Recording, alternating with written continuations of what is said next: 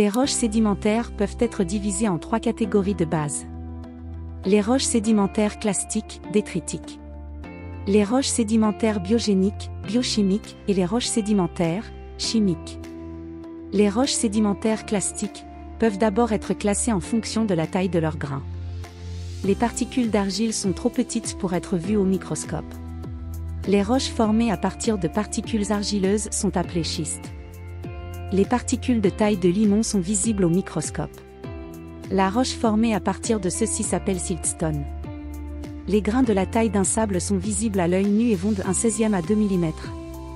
Le sable est ensuite subdivisé en très fin, fin, moyen, grossier et très grossier. La roche formée à partir de ceux-ci s'appelle le grès. Les grains de taille, gravel, vont de granules 2 mm à de très gros blocs. Les roches contenant ces particules de grande taille sont appelées conglomérats et sont généralement très mal triées.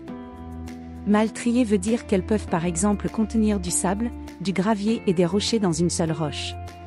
Si les particules de gravier sont peu altérées et encore angulaires, non arrondies, la roche est appelée brèche. Deuxièmement, les roches sédimentaires biogéniques. Ce sont des roches carbonatées, à base de CO3. Alors que certaines roches carbonatées forment de simples précipités chimiques, la plupart des roches carbonatées sont le produit d'organismes marins tels que les mollusques et les coraux.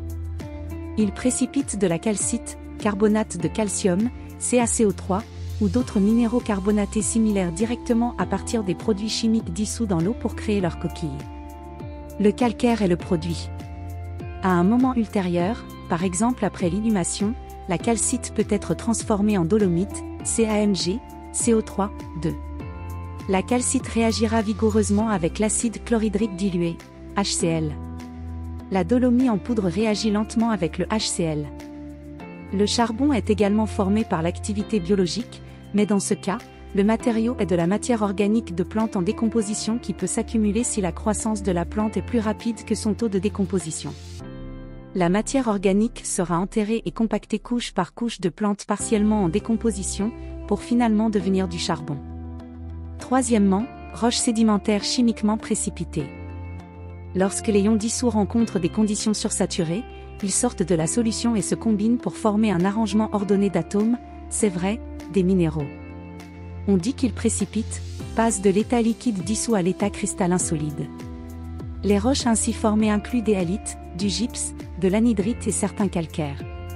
Des couches de roches précipitées sont appelées dépôts d'évaporite car elles se forment généralement là où l'évaporation est élevée dans des régions arides telles que le désert au sud-ouest et l'est de la Méditerranée.